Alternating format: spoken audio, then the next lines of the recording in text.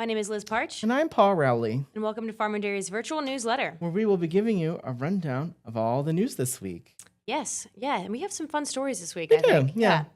So this week, I wrote about Vale Wood Farms, Ooh. and that is a multi-generational dairy farm located in Loretto, Pennsylvania. Ooh, tell me more. Yeah, so the farm started out as a homestead and pottery shed, actually. Oh, wow. In 1813, when brothers John and Joseph Idol, who were actually immigrated from Switzerland to America, Oh, neat. were deeded a land by Prince Galitzin, a Russian prince priest who founded Loretto in 1799. That's a cool origin story. Yeah, look him up. That's Yeah. crazy. Separate story, right? Yeah. So the dairy farm actually began, though, in 1933 when Charles Idol started delivering milk via horse-drawn wagon to the local town of Crescent, Pennsylvania. Oh.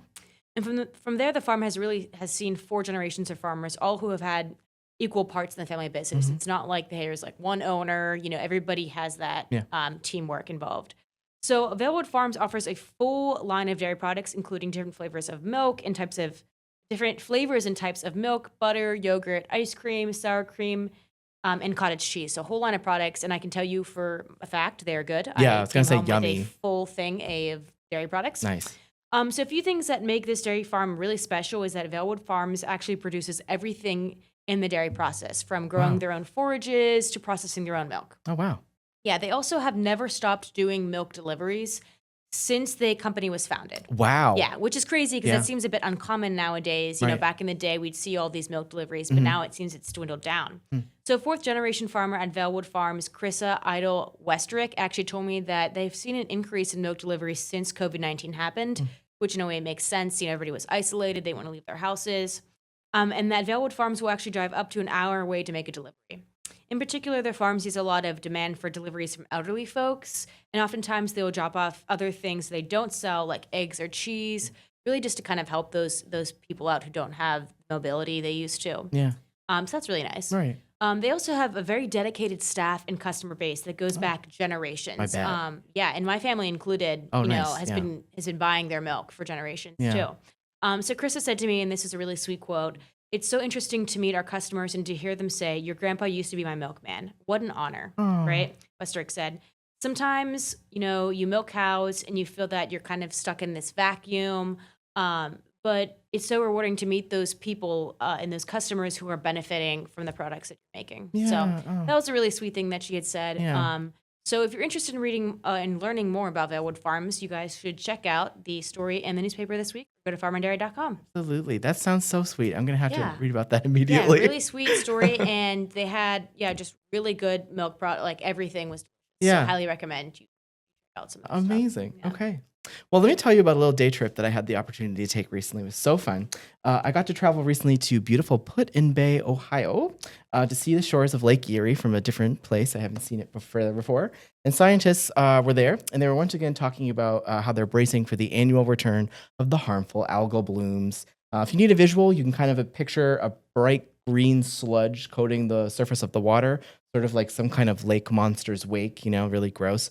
Experts I heard from at a press conference on June 26th said that this year's algal bloom will likely be like in the mild to moderate range, ranking around a 3 out of a scale of 10 in severity, which is actually slightly better than last year, which was a 4. Wow, that's good. Yeah. But as Rick Strump from the National Oceanic and Atmospheric Administration reminded us, we have kind of seen this pattern before. We've been here in this kind of situation. We should not get too comfortable with the idea that we're making progress, because it can slip very quickly. The main culprit, of course, is phosphorus, which is a agricultural byproduct. It's runoff. And it's delivered by way of the Maumee River. That river only brings in about 5% of Lake Erie's total water volume, but it delivers nearly half of the nutrient pollution. So it's a very outsized impact that the Maumee has on Lake Erie. And perhaps just as troubling for those that really don't love harmful algal blooms in their water. I think most people do not, because they're very toxic and dangerous. Ohio lawmakers actually slashed recently more than $50 million from the state's H2 Ohio Water Quality Initiative budget. So that is nearly about 40% of that program's total operating budget gone, right when researchers kind of need more tools, not fewer. Real-time sensors, buoys, and even satellite data can really help, and have really helped researchers understand how blooms are formed, how they behave, like different characteristics of the blooms, and that's helping us get a better understanding of what we can do about them. But we need also, consistent investment as well, and able to turn the tide on that. So as we head into peak bloom season, this coming July and August, the question that, at least for me, it seems as though it's not just about what the lake is going to look like, but also whether the political will is here to continue to see us make improvements that reduce those blooms for Ev. And if you would like to read more about that and what I learned, check out the story in the paper this week. Yeah. So that sounds like a really cool experience you got to go through learning about Was, that. yeah. Well, last week, the Pennsylvania Public Utility Commission announced that Pennsylvania's natural gas impact fee generated $164.5 million in 2024, down $15 million from the previous year. This is because, just fun word to say.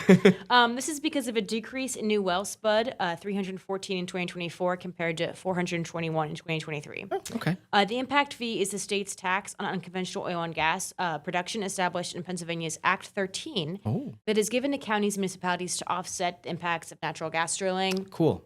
Okay. To basically impacted residents. So the top receiving counties in Western Pennsylvania this year are Washington County, which is going to be receiving $4.9 million. Greene County receiving $3.4 million. And then Butler County receiving $1.6 million. Nice. Yeah. And Washington County was the top receiving county in the state, actually, overall, which is below Allegheny County, for those of you who don't know that Pittsburgh's in that county. So the impact fee helps fund critical infrastructure improvements, emergency preparedness, and public safety, and environmental initiatives, really just in counties and, municipalities across the state where oil and gas wells are located. So it's pretty critical that these communities get this funding. In 2023, counties use the majority of their impact fee funding for their capital reserve fund, which I think is just a fund for a bunch of uses, right? And the second biggest use was the emergency preparedness and public safety. So clearly there's an emphasis on that. Yeah. And then the biggest use for municipalities in 2023 was public infrastructure improvements. So, repairing roads, which, a lot of trucks will be traveling on in these communities. Okay. So, that was kind of a roundup of some recent news on the impact fee. Nice. Came out recently. Yep. Very cool. Okay. Or if I was going to describe myself, I would say that I'm a lot of things, Liz. I contain multitudes. I'm an enthusiastic Googler, a proud owner of a fishing rod that is in my parents' garage thousands of miles away from here that I have not used all but one other time. When I was a child. I think it's also safe to say that I don't know very much about catfish. I'm a bit of a novice when it comes to that. But on the cover of our rural section this week is an article by the fabulous Jim Abrams that I had so much fun with. And it's just very well written and super, super intriguing. And it brings this whole real summertime vibe that I didn't realize I was lacking. So we're talking night fishing. We're talking, a world of doing this recreation and fishing for catfish that I just have never experienced in my life. But it's so cool. Did you know, first of all, that there are 4 types of catfish in Ohio that most people are actually fishing for when they're out there? I did not. Yeah, I didn't know that either. Right. One of them is really venomous, and it's called the Mad Tom, which is a fun name for a venomous catfish. Apparently, it's got little stingers on its fins, and it would ruin your entire evening and possibly life if you grab it wrong. So do not touch the very small ones. They're sort of like this is the catfish equivalent of the girls that would wear Cookie Monster pajamas to school. Don't want to mess with them. Don't want to mess with them. But they're great allies, though, to have on your side. Now, I learned that catfish, especially channel catfish, are like the working class heroes of the fish world. They're not very picky. They fight real hard. They love harder. And they will eat anything. And I'm not a fighter, but otherwise I can relate to the rest of those attributes. Jim mentions a few different types of bait that one can actually use to catch these fish. This was my favorite one that he described. It's a bait recipe, and it's called Jug Davis's Stink Bait. That includes wet dog food and something called pork parts. Got to read the article to find out more. That is more appetizing. Yes, it is. And I was in. Oh, I love it. Favorite by far. Yeah. The state record for blue catfish, someone caught one that was over 100 pounds, which is insane. That's a sea monster. That's not a fish. They caught that in Ohio. Wow. Amazing things are happening in Ohio. And try explaining that one to your chiropractor later if you tried catching that one. My back would be thrown for the rest of my life. Also, shout out to Larry, which is Jim's old friend, who's also featured in this piece. He caught a very, very large channel cat recently and then released it again like the absolute legend that he is. His secret weapon is Eckrich cheese hot dogs. Wow. Like cheese inside. That's right. Wow. That's right. That sounds good. Yeah. It's literally such a fun story. Definitely run to your nearest newsstand and get it. And if you have any really fun recipes for catching catfish, please send them my way because I was just delighted to read about You're gonna these. try hand in catfish fishing? Maybe now. Yeah. Wow. Yeah. There you go. Get out that old rod. Yeah. Well, our amazing bees columnist, Scott Sfab, wrote about how 2 plant species are actually supporting honeybees, one of which is an invasive species. No way. Yeah. So, it's really interesting. So for those of you who don't know what invasive species are, they are plants from other states or countries that outcompete and displace native plants because we don't have natural predators there. Yeah. One of the most infamous invasive species we have here in Ohio and Pennsylvania is Japanese knotweed, which tends to grow in wetlands, ditches, and fence lines. And it's said that its roots are so strong that it has been known to damage households by growing through concrete. Whoa. So that's crazy to think that the root system is that capable, right? Yeah. But shockingly, it does provide some benefits as it produces a lot of nectar late in the summer when bees need nectar the most, particularly because there's not as much plants producing nectar. Yeah. So Mark Bedelian, owner of Bedelian Honey Farm in Hickory, Pennsylvania, he's one of these beekeepers who's really taking advantage of this plant and this nectar. Yeah. Mark started his business over 20 years ago, and now he has roughly, I think, manages 999 hives. Wow. So big operation. And he will actually scout out Japanese knotweed and position his hives near the plants so they can collect that nectar. Nice. So according to Mark, on a good flow, he can average 1 to 2 supers of knotweed honey, which is about 40 to 60 pounds per hive, which is crazy, right? That's insane. So the American basswood tree is another, what's actually native species that also produces an enormous amount of nectar bees rely on that Sfab talks about. And Sfab says that in Orchard, Ohio, a yield of 600 pounds of basswood honey from a single hive in 30 days was able to produce or secure an average of 600 pounds in 30 days. And that's an average of 20 pounds per day. That's insane. Yeah. That's oh my goodness. Crazy. Yeah. So definitely give his story a read because, it just blew my mind. Yeah. And it sounds like we have a lot of columnists who really just wrote some really interesting stories. Yeah, so we're stacked this week. Honestly. Yeah, really. Go check out the columnists this week. Yeah. All right. Here's a little assignment for you right now. So I want you to think about the first action hero that comes to your mind when you think action movies. You got Jason Statham. He's doing The Transporter. He's saving people from construction sites or whatever his last movie was about. Michelle Yeoh, basically everything she's ever done. Yeah. Everything Everywhere All at Once. Mila Jovovich, an unsung action hero from all those Resident Evil movies, fighting those zombies forever. Yeah. I think we need to add a new name to that list, and it's going to be Kimber Kohler, a recent graduate from Wheeling Park High School in West Virginia. She just finished her high school archery career as a world champion. Not just champion of Wheeling, not just champion of West Virginia, United States, the world. From editor Rachel Wagner this week. After 9 years in the National Archery in Schools program, Kimber made it all the way to the World Championship, which was held there in Myrtle Beach.